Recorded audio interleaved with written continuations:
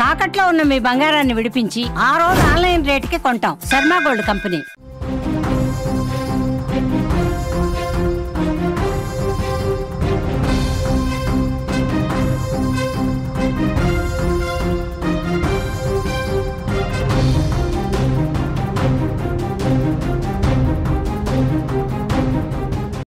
చావు ఒక్కోసారి చాలా బలవంతంగా వస్తుంది. నేను చచ్చిపోకూడదు, నేను బతకాలి, అయినా సరే ఆ సమయం నువ్వు చచ్చిపో అని ఒత్తిడి చేస్తుంది. అనుమానించే భర్త, అవమానించే కుటుంబం, ఇక ఈ లోకంలో నీకేమీ లేదు, చావొక్కటే దిక్కు అని ఏదైనా సిచ్యువేషన్, ఒక సందర్భం నిన్ను ఒత్తిడి చేస్తే అప్పుడేం చేస్తావు? ఒక మహిళ పడిన కఠినమైన దుస్థితిని మీ కళ్ళ ముందుకు తీసుకొస్తున్నాను. నేను చచ్చిపోకూడదు, నా కొడుకు కోసం బతకాలి, నా భర్త కోసం బతకాలి, అనుమానితుడైన నా భర్తకు నిజాన్ని నిరూపించి నేను తప్పు చేయలేదని నిరూపించుకొని బతకాలని తీవ్రంగా శ్రమించి కఠినమైన నిర్ణయం తీసుకున్న ఒక మహిళ కన్నీటి కథ ఇది. కరీంనగర్ జిల్లాలో వెలుగు చూసింది కఠినమైన నిర్ణయం. ప్రేమించి పెళ్లి చేసుకున్న ఒక మహిళ మీరు ఫోటోలో చూస్తున్నారు. ఈమెది కరీంనగర్ జిల్లా బోయినపల్లి మండలం తాడికల్ గ్రామం. ఈ మహిళ ధర్మతేజ, సిరిసిల్ల జిల్లా శంకరపట్నానికి చెందిన ధర్మతేజ అనే ఒక యువకుడిని 2020లో ప్రేమించి పెళ్లి చేసుకుంది. ఆమె చేసిన తప్పు అదే అయింది.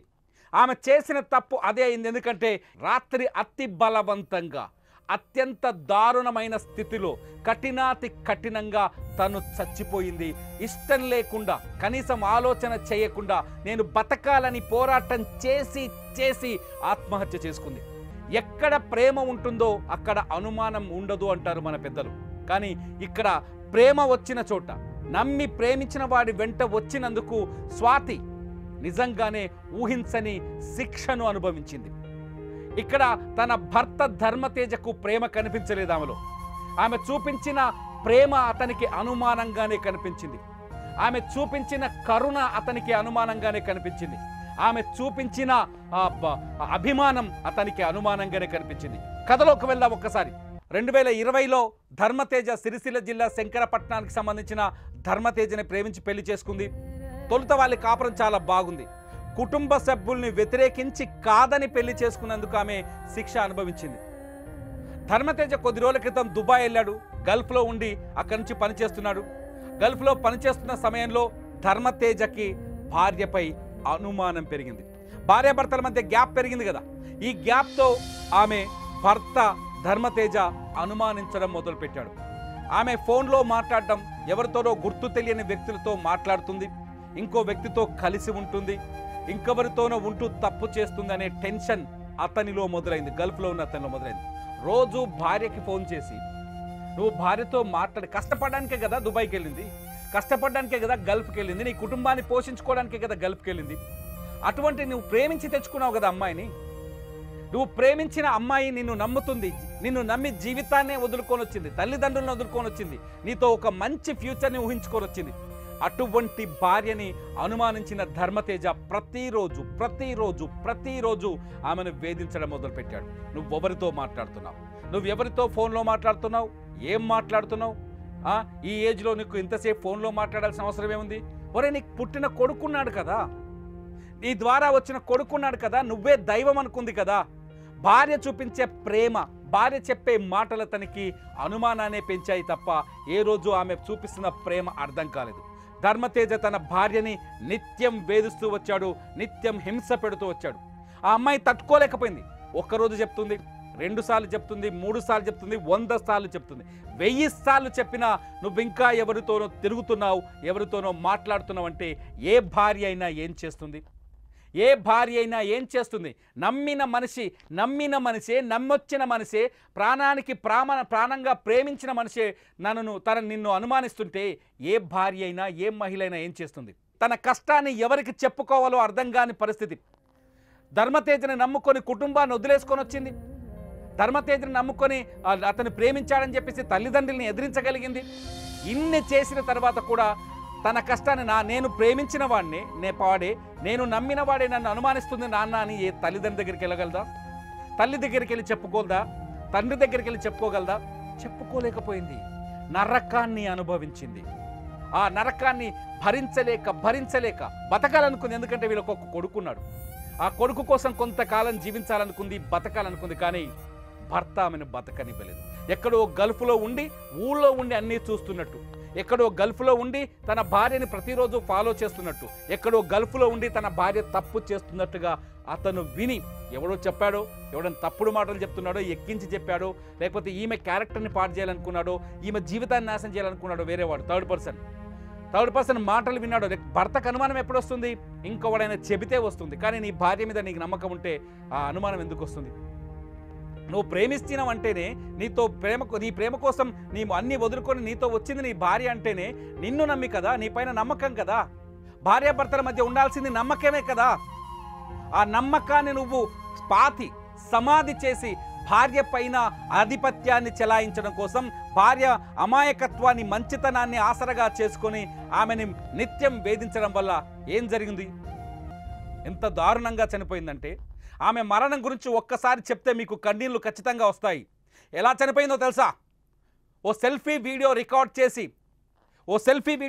చేసి ఒరే తేజ, నేను నిన్ను మోసం చేయలేదురా, ఒరే తేజ నేను నిన్ను మోసం చేయలేదురా, ఆ దేవుడి మీదొట్టు, మనం కన్న కొడుకు మీదొట్టు, నేను చచ్చిపోయిన తర్వాత నా మొబైల్ ఫోన్ ఉంటుంది ఇక్కడే, నువ్వు గల్ఫ్లో ఉన్నావో దుబాయ్లో ఉన్నావో వచ్చి ఆ ఫోన్ చెక్ చేసి ఒకసారి చూసిన తర్వాత నేను ఎంత నిజాయితీ పరురాలనో నీకు అర్థమవుతుంది అని.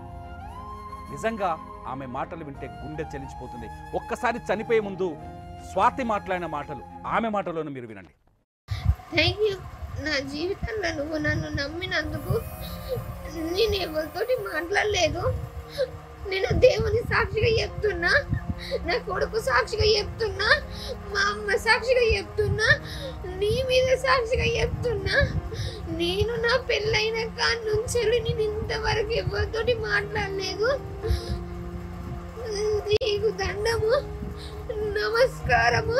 నేను ఎవరితోటి మాట్లాడలేదు. నాకున్న టెన్షన్లకి నేను పిచ్చిదాన్ని అవుతున్నారా, నువ్వు ఇంకా పెద్ద టెన్షన్ పెట్టిను. నేను ఎవరితోటి మాట్లాడలేదురా.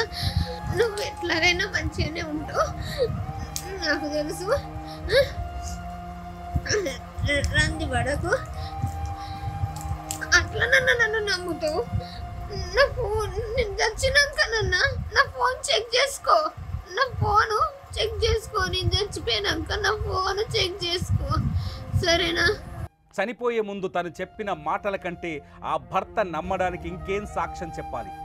నేను మరణిస్తూ నీకు ఒక వాంగ్మూలం అందిస్తేనే నువ్వు నన్ను నమ్ముతావేమో, నేను నిజాయితీ పరురాలను అని చెప్పడం కోసం తన నిజాయితీని నిరూపించుకోవడానికి ఎంత దూరమైనా వెళ్లాల్సింది. కానీ ఆ ధైర్యం సరిపోలేదు. ఎందుకంటే తను నమ్మిన భర్తే తనను నిందిస్తే, నమ్మిన భర్తే తనకు అగ్ని పరీక్షని పెడితే తను ఎలా ఎదుర్కోగలదు? మొదట ఆమె తన మరణాన్ని కూడా రికార్డ్ చేసింది. అసలు ఆమె చనిపోయిన విధానం చెప్తే కన్నీళ్ళు వస్తున్నాయి. ఎందుకంటే ఫస్ట్ భర్తకు ఒక మెసేజ్ ఇచ్చి, తన వాయిస్ మెసేజ్ ఇస్తూ స్లీపింగ్ పిల్స్ మింగింది. అప్పటికీ ఆమె దగ్గరికి చావు రాలేదు. ఆ తర్వాత ఉరి వేసుకొని ప్రాణం తీసుకుంది. అంటే తనకు ఇష్టం లేని చావు, బలవంతంగా ఎంత కఠినంగా చనిపోయిందో అర్థం చేసుకుంటే ఇప్పటికైనా ధర్మతేజ మారుతాడా? ఇప్పటికైనా నీ భార్య నువ్వు నమ్ముతున్నావా? మిస్టర్ ధర్మతేజ, నువ్వెక్కడున్నావో తెలియదు. ఇప్పటికైనా నీ భార్యను నువ్వు నమ్ముతున్నావా? నీ భార్య నిజాయితీ పర్రాలయ్యా, కనపడిందయ్యా. చనిపోతూ నీకు ఒక సాక్ష్యాన్ని మిగిలించి వెళ్ళాలనుకుని ఈ వీడియో రికార్డ్ చేసింది. దయచేసి నేను చాలామంది మహిళలకు చెప్తున్నాను, ఈ వీడియో చూస్తున్న ప్రేక్షకులందరికీ చెప్తున్నాను, యువతకు చెప్తున్నా, చావు ఎప్పుడూ పరిష్కారం కాదు, మరణం ఎప్పుడూ చివరి నిర్ణయం కాదు. మరణం తనంతట తానే రావాలి. మనం కోరి తెచ్చుకోవద్దు. మనం పోరాడాలి, జీవించాలి, ముందుకెళ్ళాలి, యుద్ధం చేయాలి. ఎప్పుడూ మరణానికి లొంగొద్దు. సమస్య చాలా బలహీనమైనది, మరణం కంటే చాలా చిన్నది సమస్యను చూసి మరణాన్ని కోరి తెచ్చుకోకూడదు. దయచేసి ఆత్మహత్యల వైపు వెళ్ళకండి. తన భర్తను ఇండియాకు పిలిపించి నిలదీసి తన నిజాయితీని నిరూపించి ఉంటే అతని మొహం మీద గుద్దినట్టు సమాధానం చెప్పినట్టుండేది. భర్తకి తన నిజాయితీని నిరూపించడం కోసం తనను తాను ప్రాణాలు తీసుకొని భర్త కోసం నేను నిజాయితీగా ఉన్నానని చెప్పే ప్రయత్నం చేసింది. మీకేమనిపిస్తుందో ఈ వీడియో కింద కామెంట్ చేయండి. చూస్తూనే ఉండండి సుమన్ టీవీ డిజిటల్ లైవ్, అట్లాగే సుమన్ టీవీ లైవ్.